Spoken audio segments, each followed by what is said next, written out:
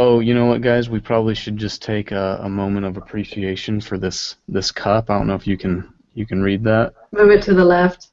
Move it to the left. There. You're left. You have to talk, honey. Oh, you're right. Yeah. So I don't know. Yeah. I From can't do that. yeah. Christmas vacation. All right. It's okay. It's okay. Not too important. Hey, everybody. So it's your At Percussion episode 55 on July 26th, 2016. I'm your host, Casey Cangelosi, and right over there is Laurel Black. Hi. And Megan Arms. Hello. And Ben Charles. How's it going? From the percussion studio for the last time ever. How about that? And happy. Yeah. That's interesting. And you know what? Megan is where she was for one of our first episodes. Yes, episode 3. Yeah. I'm having like flashback looking at this picture. It's crazy. Yeah. Coincidentally, I'm wearing the same thing I was wearing in episode 3. The exact same shirt. Maybe I'll have to go back and check.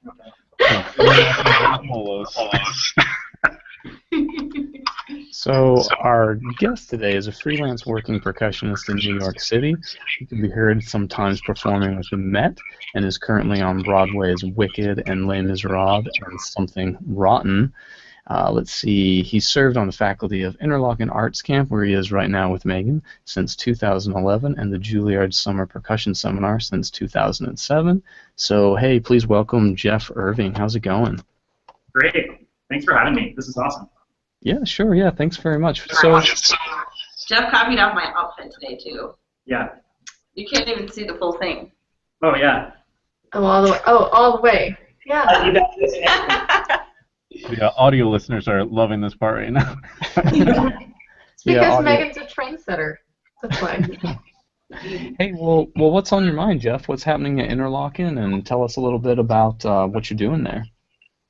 So we're in week 5 of Interlochen Arts Camp. So my role here is teaching high school percussionists who are in the wind ensemble program. There's 7 of them. I work with them in wind ensemble coachings and in a class that we call performance skills here. And that involves percussion ensemble, master classes, performance classes, mock auditions. It's basically a flexible time for 2 hours each day that we can pretty much do whatever we want. So it's really cool for the students. Kind of exhausting for us, but really cool for the students. And we're doing some percussion ensemble pieces. We're doing Sculpture and, not Sculpture and Wood, sorry, Sculpture 3, the trio version by Rudiger Pawasar. Did I say that right? Something like that. Yeah, and we're doing an excerpt of Julia Wolf's Dark Full Ride, and what else? Liftoff, and there's one more I'm forgetting. I can't remember the other one, sorry. Ben Whalen's piece, Pegasus. Yeah, so we're working on those for a concert in week 6. Yeah. I actually did that at Interlochen as well. Oh, really? Yeah, when I was an artist there, Keith had me play the solo, and yeah, I played with him and the other faculty. Oh yeah, because you came to the Institute one year, right? Yeah, right. And I always get that mixed up. Like, there's Institute, and there's the regular yearly schedule, and yeah, I have a hard time keeping it all straight. But because I never attended a camp like that as a kid, so I'm always wondering like, how it all exactly works. So you all are faculty. Keith is faculty, but Keith is the full-time regular faculty, right? Yeah, there's still technically 2 separate jobs. So he's the coordinator of the whole percussion program in the summer. So he's kind of our boss, and he kind of sets the tone for how things should go. So he's been here 25. This is his 25th year, and he's an amazing teacher and an amazing person to teach with and learn from. So it's been great working with him for so long. How did he duck out of the podcast? We should have invited him. That's your area. I didn't think about it. It's hard to fit 3 people into the frame, you know? Okay, so we have a nice Facebook question for Jeff from Brett Morris. He says, in your success in acquiring performance opportunities, what's the balance between your musical skills and networking, knowing people who can assist in job placements? Wow, that's a good question. So just a little bit about my history. I moved to New York almost 21 years ago for undergrad at Juilliard, and I basically never left. So I had 6 years of school just to get better and figure out what I'm doing with my life and what I want to do and all that. So I was really lucky in that respect to have time on my side in that way. I was sort of working, doing small gigs here and there while I was in school. So I feel like a lot of what developed with me professionally started kind of organically, based on relationships that formed with colleagues, teachers, other musicians in New York, just being around and going to concerts. So I never thought of myself as a networker in the way that I think a lot of people are starting to talk about it now, where they're really thinking sort of more proactively about how to connect with people, specifically for professional opportunities. I feel like younger people are thinking that way more often these days than when I was a student, certainly. And I think it could be for a lot of reasons, because music these days requires a much more entrepreneurial mindset to actually be successful. And also the internet makes it really easy for people like me and other people to blog or share their thoughts with the world and maybe talk about things that people don't usually talk about. So there's a lot more information access these days. So to get sort of back to the question, I don't feel like I've really worked all that hard to network. I think I've always focused on trying to play to the best of my ability, whatever I'm doing, and obviously we all do that to varying degrees of success day in and day out, but always trying to just really be professional, just do the best I can, understand what the job is that I'm doing and what people sort of want from me. I think that's sort of been a big part of it also.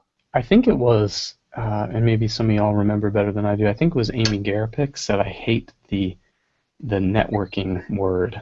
Yeah. The networking word. I guess you shouldn't say the N word. Yeah, I appreciate it too, because it for me there's a suggestion of disingenuity. Right. There's a connotation of that in that word, and honestly, like, I'm really lucky and thankful that I really like so many of the people I work with, and I enjoy them as players. I enjoy them as people. I love going to a gig and being like, oh man, Joe's on this gig, or I just get really excited playing with different people, and it's just always how it's been. I wanted to follow up real quick to something Jeff just said, because it's funny. He said lucky, and I've heard so many people say I was lucky to whatever, but to Jeff's credit, I think that it probably wasn't luck, actually. I think it was probably a fair amount of hard work and also being a good person to work with. Yeah, that's probably true. I mean, I hope it's true. But there's always luck. I mean, there's timing when opportunities. Yeah. I think it's opportunity, alongside that other stuff is, yeah. In the episode that'll air before this one, when I'm interviewing Nana Mamura and Theodore Milkov, and Andrei Peshkrov comes in, and he's kind of like, what are you guys doing? And he says, oh, I'm sorry, you all are recording. And we say, no, come sit. And we're in the middle of this conversation about how hard it is sitting on a jury and judging students. And because, of course, we were judging this marimba competition together. I was doing snare drum and percussion ensemble, and they were doing some other categories as well. But we were complaining about it's tough. And he came in, and he said it's tough, but I feel really privileged to do it. And I think sometimes people say I was lucky enough to get that gig, and they mean privileged, you know.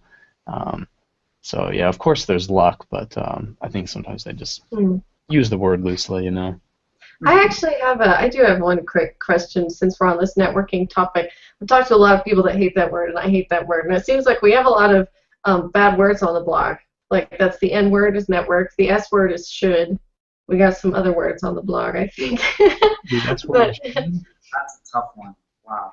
But you know, there's a lot of talk, especially like with students wanting to go to music school, and it's like, do you pay a lot more for a name of a school because of the network that it provides? And I'm wondering if, in your experience, Jeff, since you just said you went to Juilliard, like how much of the kind of accidental connections you've made have been directly a result from school, going to a school like that, which we all know is like an excellent place to be, and how much was just you kind of being yourself and being around? Well, that's a great question. I feel like it had a lot to do with it because a lot of the people I work with in New York from the time I was in school have stuck around. So naturally you form relationships with people and you like to play with them, and you know they're friends from years and years ago. So for me, I think it's a big part, but the flip side is I also know a lot of other people who have maybe, well, people who have come to, let's say, just for a master's degree or something. They only have 2 years in the city as opposed to 6 before they have to really sort of figure out what they're doing and, you know, whether it's going to be viable for them or whatever. But they have great success also, and I think it just depends a little bit on your constitution, and I think it mostly depends on, like someone mentioned earlier, I think Ben just said it, you know, how easy are you to work with, and how much do people want to be around you, you know? So I think that's, when push comes to shove, that's what it's about, but it definitely was easier having gone to Juilliard, I think. And I think people who go to MSM have had a lot of great success in the city also. Yeah, it makes perfect sense. I can even say, going to my undergraduate degree at Utah State University, it's not a big city. There's not tons of performance opportunities. There's the Utah Festival Opera, and my teacher brought a few of us on that for a couple summers. And of course, it makes perfect sense. You are working with them every day at the program at school, and they see, okay, this person can be trusted, this person can play, this person's nice to work with. Of course, I'll bring them on the gig. So, yeah, of course, it makes perfect sense. Ben, you were going to say some things about New York and freelancing. Second, I'm sorry. I have to show you guys what's going on outside. I swear we did not plant this. The students are practicing outside, like right outside the window. Can you see them? Yeah. Go interlock and student. Oh, I spilled my coffee. Can you see him? Yeah, totally. Awesome. Oh my god, I spilled my coffee. Your poor blue shirt. That's saving. She's practicing. Oh my gosh. Yeah. So anyway, yeah, Jeff was talking a lot about New York and New York connections and, you know, people you meet through your school. And because we had a New York person on, I wanted to talk specifically about a New York percussionist today, which is Jan Williams. And if you're curious for more info about Jan Williams, there is a fantastic article from February 2007 in Percussive Notes. So you can find it in the archives online. But a lot of great information in that. That's where I got most of this from. But anyway, Jan Williams was born July 17th, 1939 in Utica, New York. As a kid, he started studying drums in 4th grade with a teacher named George Claesgens, who he said was very good. He mostly played snare drum in his middle and high school concert and marching bands, but he said he started studying timpani as well in high school. He said he didn't have much access to keyboard instruments, and of course, at that time, this is pre-Lee Howard Stevens, so there wasn't, I think, as much interest in keyboard instruments and repertoire. So when he graduated high school, his teachers had told him that it was hard to make a living in music, so he shouldn't go into music. So he actually went to study electrical engineering at Clarkson University in Potsdam, New York in 1957. He said he went for a semester and hated it. He knew it wasn't for him. He knew he had to do music, so he left after a semester. Then the next year, in 1958, he enrolled in Eastman School of Music in Rochester, New York, and he studied with Bill Street, who was the professor before John Beck. And Bill Street's former students included the Nexus guys, so quite a good teacher. But he said that Eastman really wasn't for him either, and he was kind of yearning to do new music, something a little more contemporary and exciting, and he was kind of yearning to get to New York City. So third attempt, 1959, he ended up transferring to Manhattan School of Music, where he studied with Paul Price. And Paul Price was a champion of new music, had taught previously at the University of Illinois, really was into all the good, Cage, Harrison, Cowell sort of stuff. While at Manhattan School of Music, Jan Williams' colleagues included John Bergamo, Max Neuhaus, and Ray DeRoche, so some pretty heavy hitters in 20th century percussion. And like I said, he was exposed to Cage, Harrison, and Cowell music from the 40s, as well as some of the earliest performances of pieces like Stockhausen's Zeiklus, which I think Ray DeRoche was the first person in the States to play that, and Halvenstock Ramadi's Liaisons, which is a graphic notation piece. So this is like cutting-edge stuff, especially back in the early 60s when he was at MSM. Another big piece that Price students studied was the Elliott Carter 6 pieces for timpani at the time. And so once Williams graduated MSM, I think it was the next year, 1965, he started performing all 6 Carter pieces for timpani. One of his performances was actually at Carnegie Hall, which Carter was present for. And Carter enjoyed his performance and asked to speak with him more about the pieces. So he said they ended up spending about 8 hours together over the course of 1 week, developing sort of extended techniques for timpani. So all of the normal center rim playing in the Carter 8 pieces for timpani that we know now, that was all developed by Williams along with Carter, as well as some implement suggestions like the cloth-covered rattan sticks used for moto perpetual and the harmonics. And then Carter, kind of as a thank you to Jan Williams, composed 2 additional pieces, Adagio and Canto. That's why it used to be 6 and now it's 8 pieces for timpani, both of which use pedals because Williams had pedal drums available, and both of those are dedicated, in fact, to Jan Williams. So after he graduated MSM, he ended up getting a job at University of Buffalo, which was originally sort of like a postgraduate fellowship, but ended up turning into a full job. Let's see here, where am I on my notes? Sorry, I got excited. Many composers have written pieces for Jan Williams, including, to name a few, John Cage, Morton Feldman, Janis Xenakis, Elliott Carter, Lou Harrison, Frederick Rzewski, which is To the Earth, if you know that piece, and Lucas Foss have all written pieces for Jan Williams. He's been a solo percussionist with orchestras in Paris, Berlin, Israel, Detroit, New York, Los Angeles, and Copenhagen. He's also been active as a conductor, notably performances of Ionization. He taught at University of Buffalo for 30 years, where he created the percussion ensemble alongside John Bergamo, and he served as the chair from 1981 to 94. He's been heavily involved with the development of the Percussive Arts Society. He was a member of the American Symphony Orchestra under Stokowski from 1962 to 64 while he was a student at MSM. He was the artistic director for the Center for Creative and Performing Arts 1974 to 1979, where he was also the resident conductor from 1976 to 1980. And last but not least, he was the co-artistic director of the North American New Music Festival. So Jan Williams is not actually in the Percussive Arts Society Hall of Fame as far as I know, but he definitely should be. That definitely needs to happen very soon. So yeah, that's Jan Williams, and like I said, a lot of his career was based on his connections to New York City, in particular the John Bergamo connection from his, studies at MSM. Nice work, Ben. Thanks a lot. Of course. Let's see, Megan, do you want to talk about your high school thing? Sure.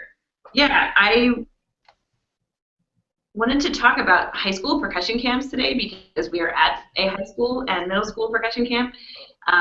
But also, I think some of these camps get overlooked or are not known about by high school band directors or parents of children who are aspiring musicians. And I think this can be like a life-changing experience for someone during high school or during middle school. So I thought it would be cool to mention some of them that are out there. And I found most of these when I was doing research for Rhythm Scene to start a summer festival list of summer festivals that you could apply for, or yeah, mostly to apply for. And I had broken them down into like high school, middle school, and then marching percussion or world percussion or orchestral percussion or whatever. And we posted these in the February, April, and June issues. So we're going to do that again next year. So if anyone knows additional high school camps, of course there are more, but if anyone listening has a camp that would be great for students to know about, let me know. JMU band camp. Yay! Okay, it's not on my list. There we go. I did JMU band camp when I was in high school. Really? Yeah. Dude, Laurel and I taught at JMU band camp this last summer. I thought you were going to say when you were in high school. Yeah, big giant marching band camp, concert band camp. Yeah. Anyway, please continue. So I broke these down into a couple of different categories within high school, middle school. But one, I found a lot of university camps geared towards high school students, and there's so many of them now. I'm assuming a lot of it is for recruiting purposes. You know, you get the students on campus, and you give them a Mizzou band camp T-shirt, and like they want to go to school there. So there were a lot of those. I was just going to say, and all of the sort of percussion-specific camps that are out there, like Juilliard Summer Summit is one of them. Yes, so. Yeah, and a couple of these just a couple of the university ones in particular were Auburn University Marching Percussion and Auxiliary Camp, I'll just name the universities, Capital University, Indiana University, Lamar University, University of North Texas, University of Wisconsin Whitewater, and these were all specific percussion camps, so not just, you know, band camps where every instrument is being hit. They're specific to percussion. And in comparing the dates, they seem to last between like 3. And I think typically commuting, some of them seem to host students on campus, and some of them were commuter style. So yeah, university percussion camps, check them out. Another category is kind of like a specific style of music, so maybe world percussion or something, and one that I found that was really unique and of particular interest to me was the Company of Fifers and Drummers Junior Fife and Drum Camp. So this is in Ivorytown, Connecticut, and from July 12th through 15th, and it is strategically placed around the Deep River muster, which is a huge collection of people who travel from all over the world to come to this muster, different fife and drum corps, and it's just a huge gathering of fifers and drummers and historical reenactors. And so the camp is placed right before that, and it concludes with a performance at the Friday Night Tattoo at the Deep River Muster. And for something like that, at least with this one, you have to have experience to participate, and they must have performed with a corps, with a fife and drum corps for a full season prior to camp on the instrument they will be studying at camp. So it's definitely like, you know, super, I'm into this, I want to learn more. Yeah. So specific style, that's one example. Another category I kind of made was the independent percussion camp, and I picked one from my neck of the woods from St. Louis, and it's called the Strike Institute Percussion Ensemble and Drum Set Camp. And it's cool. There's a lot of world music. The faculty is giant. There's like 15 to 20 percussionists on staff, and most of them are from Missouri, so it's really a community effort. And their mission, it's an exploration of world music through the performance of percussion ensemble music, open to middle school and high school percussionists who have had a minimum of 1 year experience in a school music program and or private instruction in percussion. Yes. And so then the other category I put was the full shebang. That would be like a camp that you're going to for a longer period of time. You're definitely boarding at the camp, and Interlochen is definitely an example of one of those. And a couple others I found were the Blue Lake Fine Arts Camp and the Birch Creek camp, which also specifically has a percussion and steel band program. So as Jeff had mentioned earlier, there is an Interlochen 1-week Interlochen Percussion Institute, where there's a large percussion faculty and concludes with a performance and lots of master classes happening. And then the high school arts camp and the intermediate arts camp also, the high schoolers are here for 6 weeks, the intermediates are here for 3 or 6 weeks. And there's also a junior section too that are running 3 sessions of 2 weeks. Yeah. You can come as early as 8 years old. Oh my gosh. And which one are you teaching at right now, the high school one? Jeff teaches the high school and I teach the intermediate. Got it. I'm in the 2nd session of intermediate. Lessons are mixed up though. Different age groups study with different teachers, just depending on how the schedule works out. So yeah, I just wanted to stress that everyone should, or high school directors and parents of aspiring percussionists should definitely check out these camps. They seem really awesome. I wish I would have done something like this in high school. I was doing a lot of drum corps, but I don't know if you guys experienced any of these camps. But I also kind of wanted to hear from Jeff, because Jeff actually went to Interlochen Arts Academy for high school. So he was here during the year, and if you could just tell us how that set you up for college and for a career in percussion and what that experience was like. Yeah, I actually feel like I owe this place. Actually, this is interesting you asked this because of Ben's question from before. Or sorry, it was Laurel's question about, you know, how much did Julia help me? Mm-hmm. I feel like I owe this place almost more than I owe that experience, simply because I came from a small town. I didn't have a whole lot of opportunities right where I lived. I was a couple hours from Detroit, hour and 15, hour and 20 away from Ann Arbor, but I didn't really come from an artistic family where, oh, the paradigm was, oh, you want to study an instrument, let's drive every weekend to a youth orchestra program in a metropolitan area. Yeah. So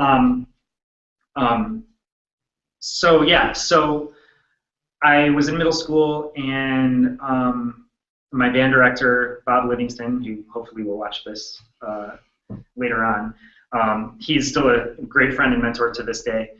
He recognized that I had some talent, and I think the first camp I went to was Blue Lake Fine Arts Camp, which is a little farther south from here.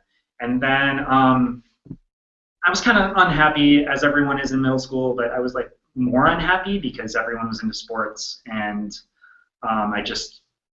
I was into music, and I wasn't being fulfilled the way I felt like I wanted to be. And he said, well, how about this place, Interlochen? I was like, what's Interlochen?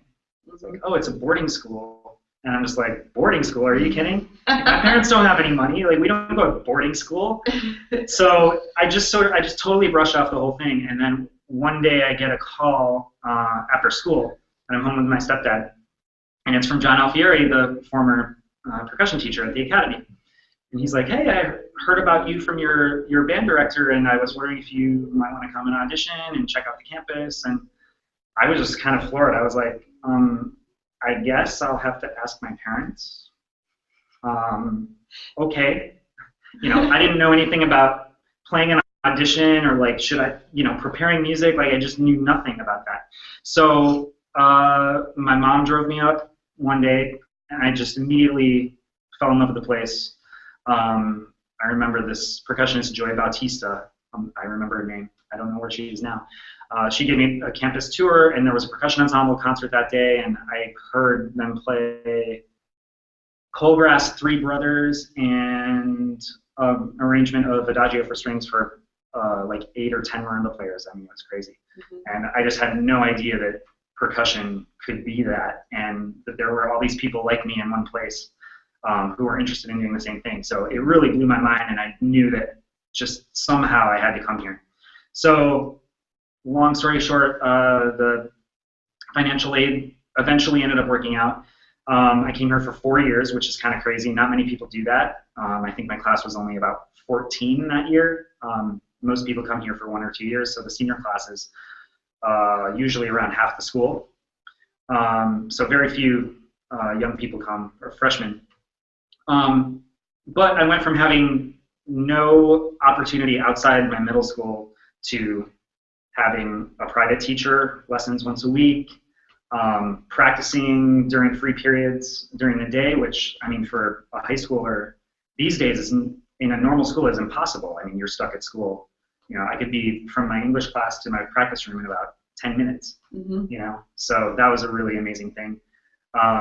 So yeah, I went from having no private teacher and just having a little bit of talent to getting into most of my schools. I think I actually got waitlisted. Yeah, I got waitlisted at Juilliard, but I ended up getting off the wait list. But I got into all the other schools that I went to, so you know, it was amazing. Mm-hmm. You said you really feel like you owe Interlochen a lot. I wonder if it's a goal of the teachers to say, we got to make these students feel they owe us, so that when it comes time to donate, they're able to. Jeff's actually teaching for free right now. Probably. Cool. Well, yeah, very nice. One interesting thing to me in this regard is, I think it was in Creativity Inc., the book that I've referenced several times on here. One thing in creative fields is it's hard to know what you don't know. In other words, it's hard to see where your gaps are in knowledge. And I think I remember in high school, I was the best marimba player in the world because I was the only person that played marimba. Right. It wasn't until I got to college that I realized, hey, wait, other people do this too, and I'm not actually all that great. But yeah, I think it's really good, these camps, because the camps like Megan was talking about, because you can get exposure to what other people are doing. And I think now that we have YouTube, that helps too. But yeah, I mean, like, just exposure to things you didn't even know are out there. I remember seeing, I think it was last year at the UNT camp, Ed Smith did a gamelan workshop with high schoolers, and you had these high schoolers, getting to play gamelan music, and like, that's something just so bizarre and out there for a high schooler to be doing that, unless you go to a camp like this, you're not gonna ever get that sort of experience. Yeah. Yeah, it seems like a big kickstart variable is exposure. When you're exposed to it. Yeah. Then, yeah, I don't know. Then exposure is key to accelerating. It's a recruiting tool for these colleges, but it's also, you go to this camp for, let's say, 4 days, you're not going to, get suddenly better, I think, at the camp, but you're going to realize where your gaps in knowledge are, and, like, in so many words, how bad you are, like what you need to work on, and you can take that with you. And if you audition at that school or any school, you're so much, I think, better suited because you've realized what those gaps are and you've been able to work on them. Yeah, you got to do whatever it takes to not be a big fish in a little pond. Yeah. Yeah. Yeah, just as an example, when I arrived at Interlochen as a freshman, I think Charles Settle, who's now in Atlanta Symphony, was a junior that year, and cool. Either was a junior or a senior. Mm-hmm. And I'm trying to think. I don't know. Yeah, I'm trying to think of who else. Oh, and I went here with Gwen Burgett. Mm-hmm. And she was younger than me, though, so she was entering when I was sort of getting out. But the people and the connections you make here are just so powerful because it's a very formative age. High school, a lot of changes going on, a lot of emotions and just stuff. So when you really find a place where you can connect with people at that age, it's really powerful. And everybody who's been to Interlochen, I'm sure it's the same way with Tanglewood and like all these other places. They really hold those memories dear and those friendships last. Laurel and I were at the New England Music Camp, I guess a month or so ago now, and Ted Adkatz is now hosting his percussion seminar there as the East Coast yearly thing, and yeah, he would walk us around and say like, oh yeah, this is where this happened, and this is where this embarrassing thing happened when I was 15 or whatever. But yeah, some of which he probably doesn't want us sharing on the podcast. Yeah, I should write this stuff down more often. I would totally share it if I remembered. I have something, switching gears here for a second. We have some more Facebook questions for Jeff, and we know some things about him through his bio, but I think something that a lot of people don't know is that he co-owns a percussion rental company. Yeah, I saw that. Yeah, so do you want to tell us a little bit about how that came to be, or how much of your life that takes up? Yeah, how it came to be. Should I start there? Yeah. So how it came to be is I was sort of going through my master's, getting out of school, Joe Tompkins, who is another freelancer in New York, he's chair of percussion at Rutgers University. He plays everywhere. He's amazing. I actually met him when I was 16 at a music festival in the Upper Peninsula of Michigan called Pine Mountain Music Festival, of all places. That's sort of a side story, but we got along. He is 8 years older than me. So we always kept in contact while I was in school. And as I was getting out of school, he was getting frustrated with his practice situation. He was trying to do everything in his apartment, and that's really complicated in any city. I mean, in Boston and in New York, just no space, no instruments, etc.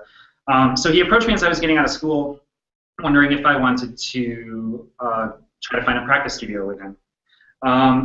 Long story short, I had no money, very few instruments, but I sort of recognized the writing on the wall, and I knew that I had to figure something out. Mm-hmm. So I agreed that I'd try to do it. And so we basically just pooled the instruments that we had, sort of like, okay, what do we have for the studio? What do we need? And we needed timpani, we needed a bass drum. We sort of had orchestra auditions in mind at that point. And we were both, starting our freelance careers. So it was a combination of needing a place to practice, instruments to practice on, and the other element was that we were starting a freelance career, and the ultimate thing is how you sound, right? So we would go to these gigs, and instruments would be rented from one of the larger companies in town who were maybe not maintaining their instruments very well, timpani not really working right, heads that are 6 years old, and nonsense like that. And so we were getting frustrated with that aspect of it, and we were like, well, there are some other individuals around, some friends of ours who were kind of renting instruments on their own. Well, we can do that, right? First of all, we need the instruments, and we need a way to pay for them. So that's how it started. So we just started small. We had sort of one of everything, and it just got bigger and bigger, and we formed our company. I say we started overall in about 2001 or 2002, I think. And then we formed the New York Percussion Service in, I think, 08 or 09. I think 08. And now it's kind of out of control. Cool. Did you have, I think renting out instruments to your buddies is one thing, but to start a company is a different thing. Did you have any sort of business training, or did you hire someone that was kind of business savvy to help out? No, I wish I could say that we were smart enough to do that. Just dive right in. No, because we felt like when we started the company, we had enough knowledge of the industry itself. We felt confident that it would be viable because we've been doing it as individuals pretty much. And you knew that that's what you were looking for. Right, exactly. So, we felt our quality was high, and that's one of the things we've always tried to maintain. It's hard, but we want to maintain our gear so that it really sounds as good as it can.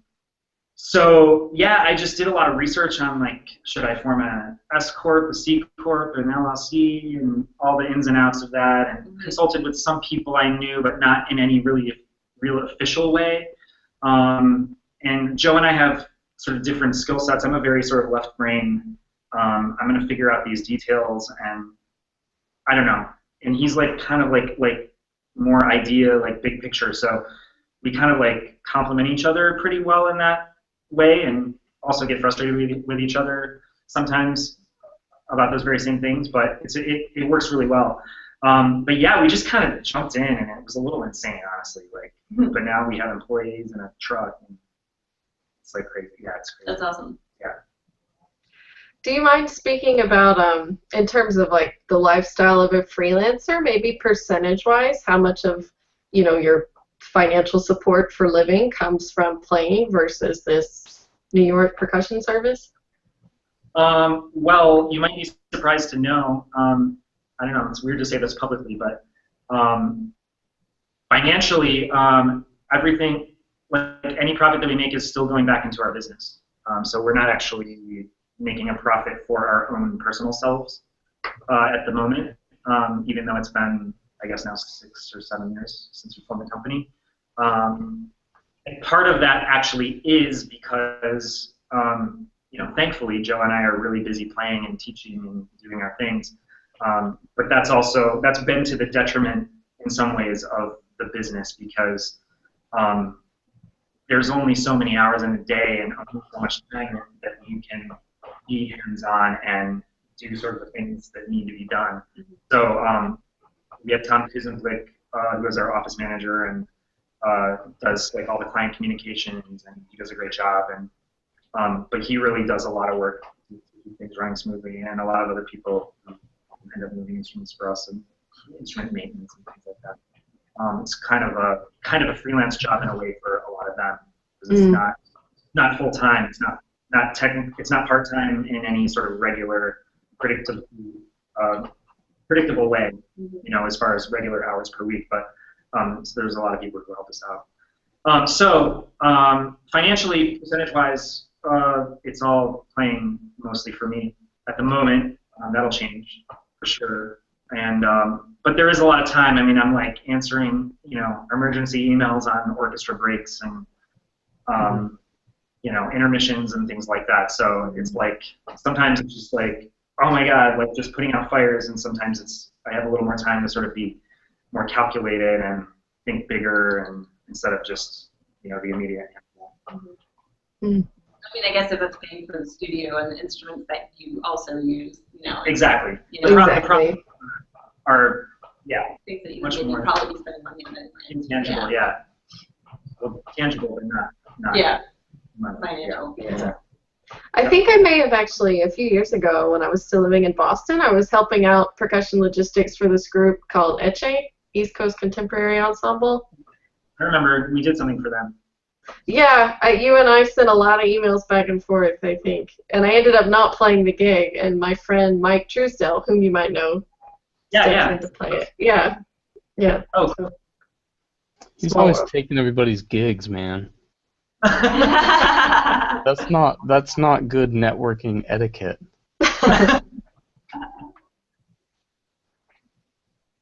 That's why we're sending him out west. Yeah, we gotta get him out of here. Yeah, that's why we set him up with that job in Colorado. Get him off my gigs. Hey, Ted Jackson has a nice question. He says, could you explain how you have crafted your career out of many different opportunities? I love how you're able to play in some of the finest orchestras in the world, perform contemporary music, run your own percussion business, and have a blog. How have each of these things developed the way you perceive music? I guess that's kind of a two-parter. The first part was, how have I crafted my career? Is that? Yeah, yes, yeah. Could you explain how you've crafted your career out of many different opportunities, and then also how have each of these things developed the way you perceive music? Yeah, so, well, part of it is crafting, and part of it, again, we were talking before. Wait, were we talking about luck on the air or off the air? I think on air. On air, yeah. Sorry, we were talking for 5 or 10 minutes before. I can't remember. But yeah, so part of it is luck. Part of it is crafting. I mean, my first love and what I feel most comfortable doing is playing orchestral music. I feel like I did a lot of contemporary music, a lot more contemporary music when I was in school and when I was just getting out of school, because I felt like it was something that maybe I should do more. But I'm okay with doing less of that now. I actually, you know, I like to do it a little bit, but I don't like it to be all-consuming in my life. So a lot of things have come up, I guess, just because they were there, and I just, you know, oh, it was there. It seemed like a good opportunity, and so, you know, I'm going to do that. And I think other things took a little more effort. So certainly subbing on Broadway. Getting that going certainly took a lot more effort, because it's really hard to just get that first show. Yeah, but yeah, does that sort of answer the how clearly? I think so. Yeah. And then how has it affected my perception of music? Is that the end of it? Yeah, I guess because these are all such different things, how have those different things affected, you know, how has having a rental business affected how you now play Porgy and Bess? You know? Right. Well, I don't think that affects how I play Porgy and Bess, but I guess doing What's that then? So totally changed the sticking. Yeah. Well, you know, is it a wide bar xylophone or is it a narrow bar xylophone? Or I was lifting too much with my left hand and it hurts. So Oh yeah, you gotta be careful lifting for sure. Yeah. So I guess my perception of music, I think being a freelancer, maybe I'm not answering the question, but this is how I'm going to answer it. I think being a freelancer actually has made me, in a good way, less invested in the outcome artistically sometimes of you know the job or the you know the final result of the gig, in the sense that I have a high standard. I try to have a high standard for myself, but you know you can't control everything. You might not have the conductor that you like on the podium. You may not be playing with everyone you want to be playing with, but you know everyone's there to do a job, and you have to be flexible, and you're always working with different people. I remember being a little, like, I don't know, a little too intense in high school, actually. Just like, oh, well, this person should be taking this seriously, and this person should be, you know, doing this or that based on, you know, what was all in my own head. And I don't know, I actually love now that I'll go to a job and a person just has a totally different approach to something than I would have, and just maybe not care about, you know, this minute detail of mallet choice, but then they might play something in a really interesting way that, like, I wouldn't have thought about, you know. You keep learning and spending. Yeah, so you keep learning, and you realize that it's just music. You know, it's not life or death. It's just music, and we're all here to make music. So I think doing a lot of different things has helped me with that. To just be flexible and open-minded. Mm-hmm. Yeah, wonderful. Like, have you ever missed a gig or misscheduled something? Do you have like anything that sticks out in your mind as like? Wow. Okay. Well, I've never missed a gig. Public rest assured, I've never missed a gig. But there was one really. Actually, this is a good story. It's a really good story. There was one time I had a teaching job on Long Island at Children's Orchestra Societies in Manhasset, New York. And I was like just getting out of school, trying to like make things happen, and you know taking taking whatever I could get. And my friend Tom Mulvaney, he's like, "Hey, I can't do this choir gig in Norwalk, Connecticut. It's on Saturday. You know, do you think you can do it?" Paid a couple $100 or whatever. There was a rehearsal somewhere the week prior. And I was like, "Well, yeah, I do want to do it, but I'm going to be on Long Island that day teaching, and I end at 4. Like, I just don't know if I can get. I don't know how I'm going to get there. I didn't have a car." And he's like, "Well, if you can do the gig, why don't you just borrow my van?" I'm like, "Really? Are you sure?" He's like, "Yeah, just borrow my van. It's fine. You can drive out." So I'm like, "Oh, okay, cool. All right. Well, thanks. That's really nice of you." So I go out to teach. You know, got my tux, got my timpani mallet briefcase. It's a choral gig. I think I was playing some Handel or something like that. So I go out, so bring my stuff into my studio, and I'm teaching all day. 4 o'clock rolls around, time to go, and there's supposed to be a snowstorm. So I'm like, okay, it's like just starting to snow. I'm like, oh crap, all right, so I gotta like bust out of here fast. Just get to Norwalk so I can make it on time. We had a 6:30 sound check or quick dress rehearsal before an 8 o'clock concert. So I leave Manhasset, get in the car. Snow is bad, so I'm like driving up to Norwalk. It takes me 2 hours when it should have taken me probably 1 hour. By the time I get to Norwalk, it's just, I mean, like white out almost, and like the whole town's like shutting down. And they had not canceled the concert. So I got up there with 30 minutes to spare. I was like, oh my God, this is great. I mean, at least I'm here. No big deal. So I take a breath, get out of the car, open the back. There's my tuxedo. No timpani mallets. Shoot. And I'm like freaking out. And I realized exactly where I set it, right by my desk in my studio. It's in my studio on Long Island. So I'm like trying to brainstorm, oh my God, what was 6:30? I have like 20 minutes. what do I do? Is there any possibility of me making it back to like someone I know who lives in Westchester, or like just I'm like, who do I know? Who do I know? Like, and meanwhile, there's like no way I'm driving anywhere in any reasonable amount of time. So I'm like, okay, there's got to be a hardware store in this town, and this is before smartphones. So I run in and I talk to the choir director. I'm like, Carol Ann, there's kind of a situation. Handle it. Don't worry about it. But there's a situation. I forgot my mallets. I'll probably miss the dress rehearsal, but I'll figure something out. So I get back in the car and I'm like, okay, I'm like guessing like where the Norwalk Town Center is. I'm driving and I'm like sliding around in my friend's van, no less, trying to find like a hardware store or anything. And so I come across a Petco and a Duane Reade, or a CVS, I think, drugstore. They're open. I'm like, okay, there's got to be something I can make timpani mallets out of in Petco, right?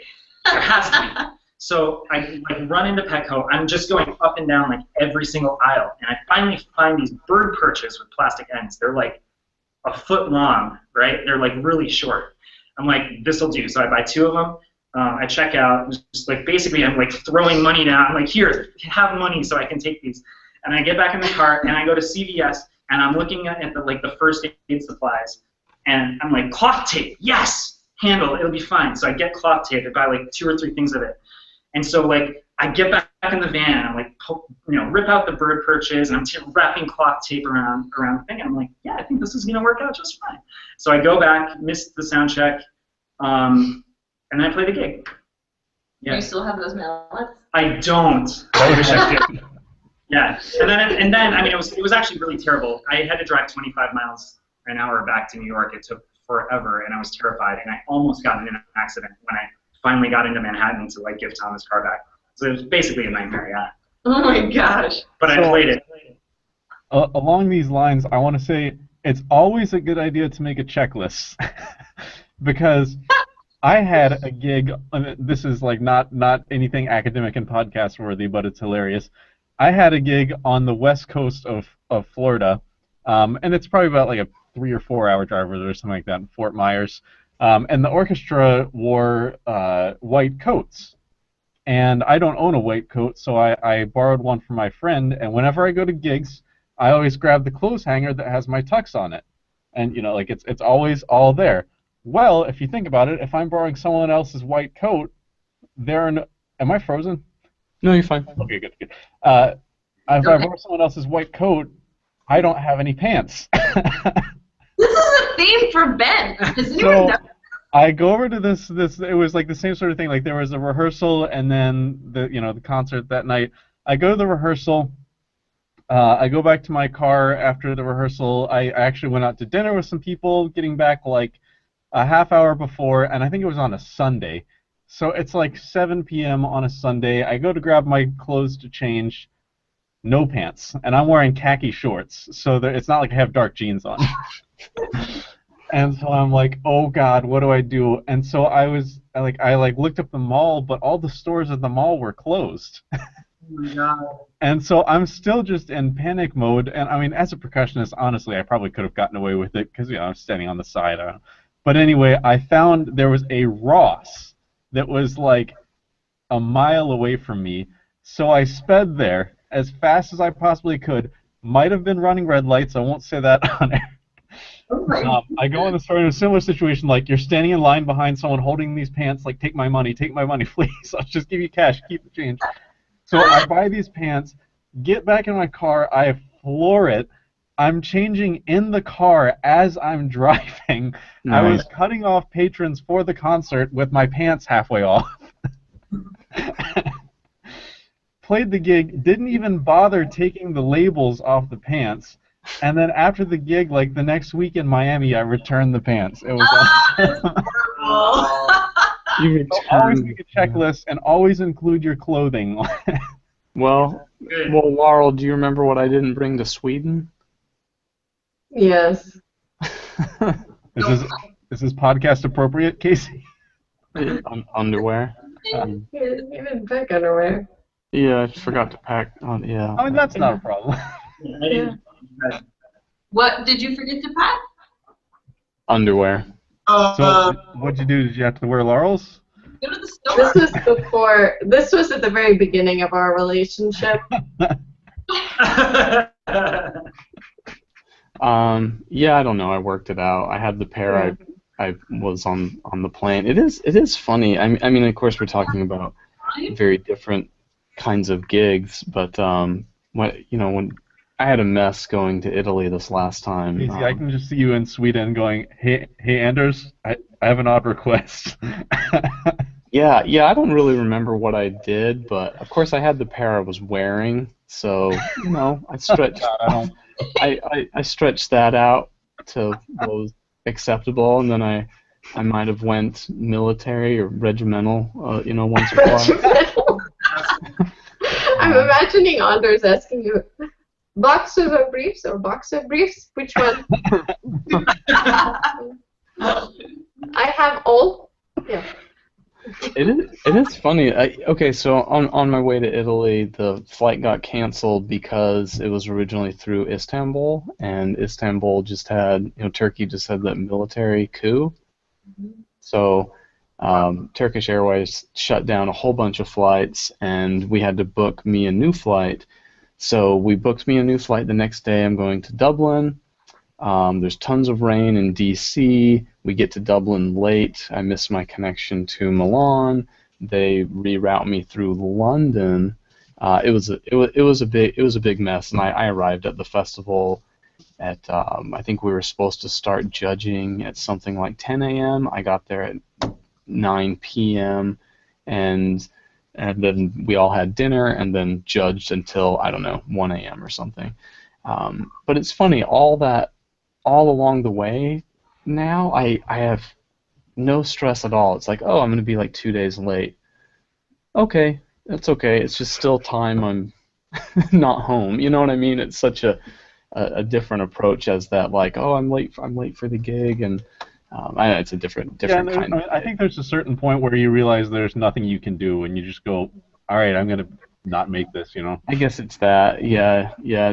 It must be that, but yeah, not feeling that is is amazing. Not feeling that franticness of, oh man, I'm not going to be there or whatever. Hey, well, I think Jeff has this really fantastic blog, and we've only mentioned it quickly, so I wanted to get specifics. And this one is about gigs, and this one is called the 2 out of 3 test. And you can find it at jeffirving.com. This one's posted March 29th, 2015. I just bumped into it this morning as I was trying to read up on Jeff a little bit. So I'm just going to read a quick the introduction, and then hopefully Jeff will elaborate a little bit for us. So this says, the 2 out of 3 test. Every professional musician at some point in their career has gotten a call to play a gig. For one reason or another, it raises a red flag. Maybe it doesn't pay well, maybe it pays great, but the conductor or music director has a reputation for being abusive to the players. Maybe it just seems like nobody involved has their act together and you sense you're going to get jerked around constantly with changing parameters. Or maybe it's just a gut feeling.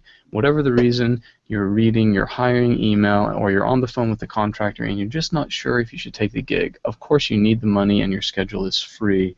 A voice in your head is screaming, you're a musician, being offered work, take the damned gig, but something just doesn't feel right. What do?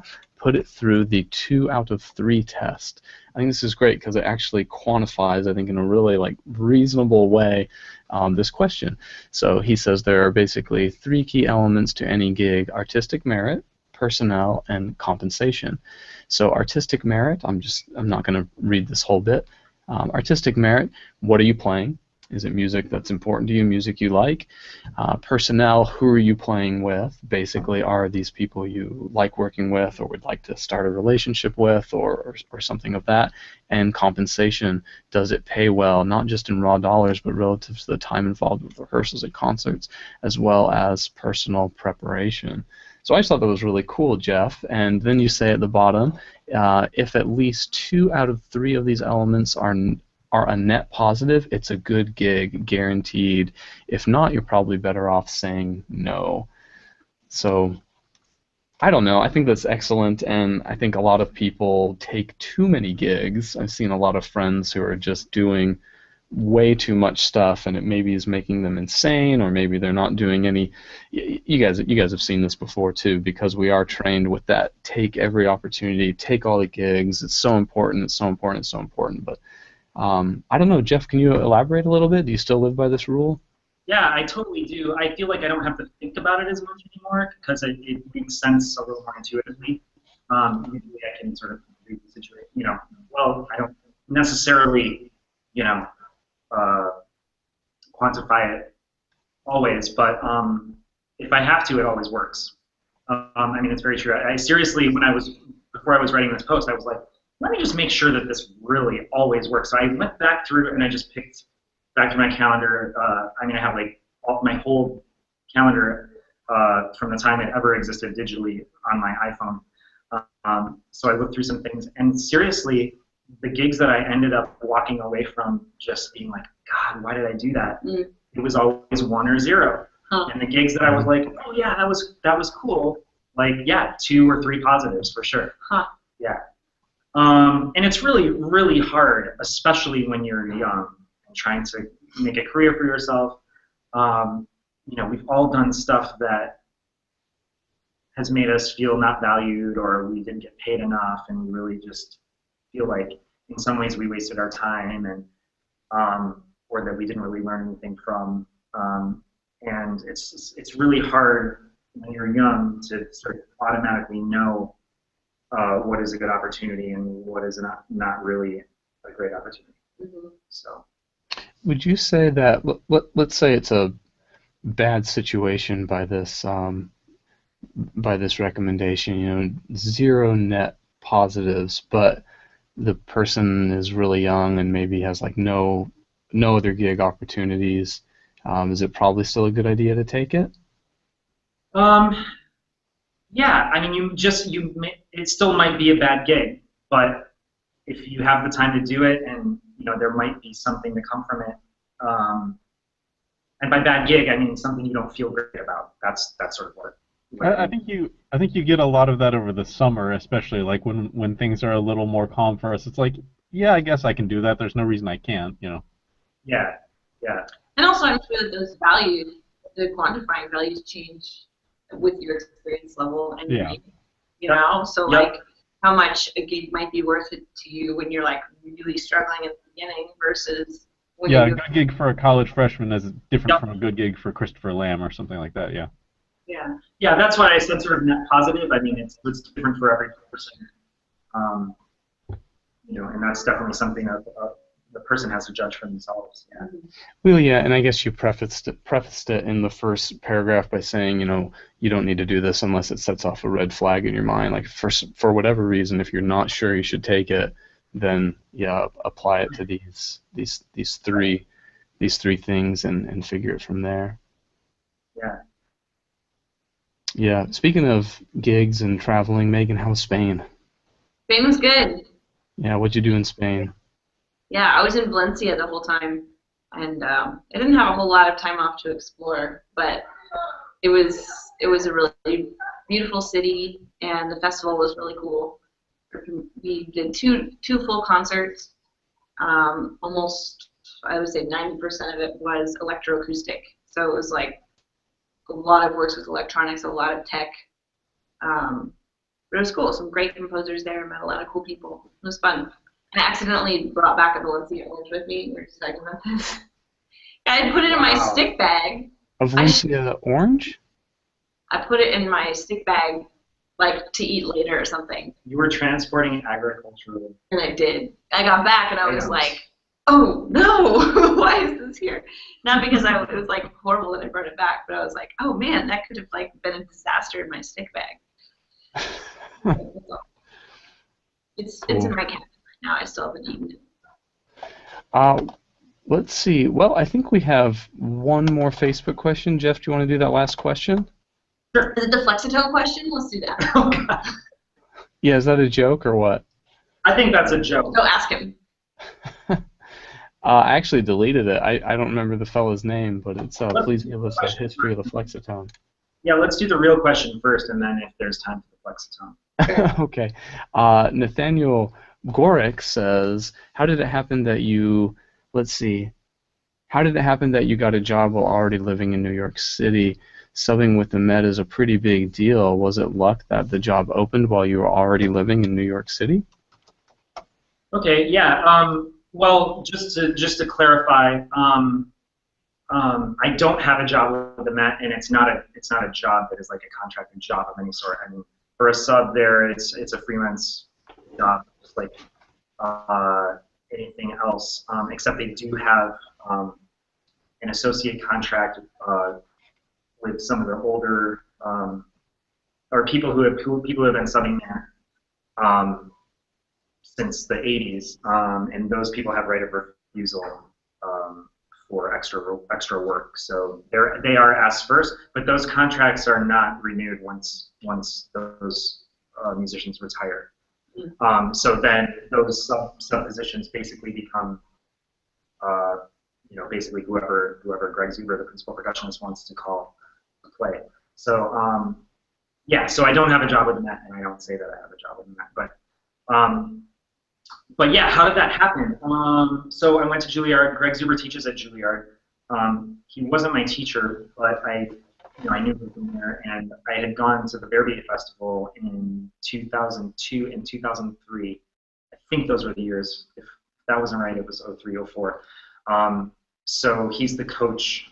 That's when James Levine was music director there, and Greg was the ensemble coach. So we got to know each other better there, and in 04, I think it was the first time I ever got called. It was to play Offstage Anvils in Das Wrangel, which is the first opera of the Reed cycle.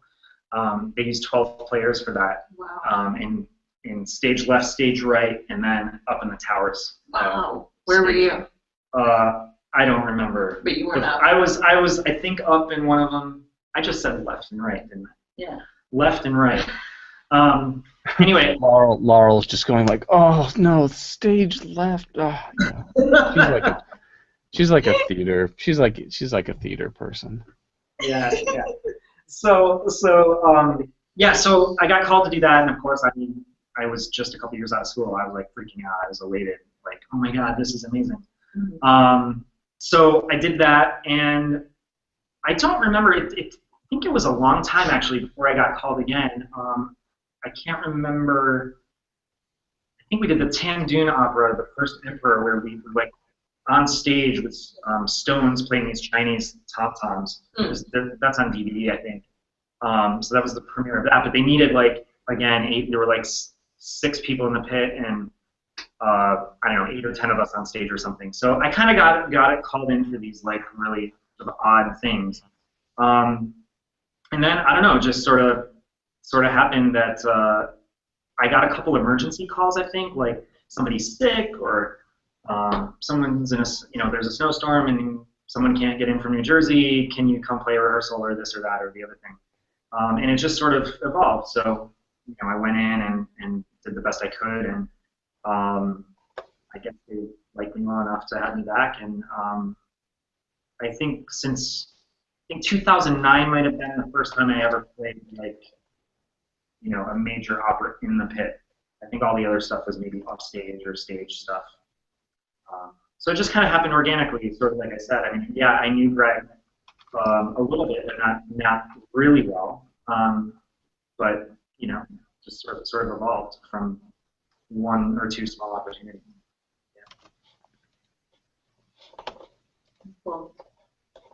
And I also, I guess it should be noted, I worked at Starbucks for a year and a half when I got out of grad school, just so people out there realize, like, it wasn't like, oh, this stuff just happened like easily. It was rough. It was really rough for the first several years. You just take the opportunities that you can, and hopefully something comes of it. Cool. Hey, well, listen, Facebook audience, thanks so much for the questions. Brett and Ted and Nathaniel, really appreciate it this week. And man, Jeff, thanks so much for joining us. It's really cool to meet you, and thanks for all your good input. And yeah, thanks for having me. This is really cool. Thanks, man. Thanks for being here. Yeah, way to go, Megan. Good snag. And you guys should go play some Ultimate Frisbee or something out there. Looks like a nice day. Yeah. Some darks, maybe. Cool, cool. Hey, all right, guys. Well, thanks so much. See you next episode, and yeah, thanks for watching. Awesome. Bye. Bye.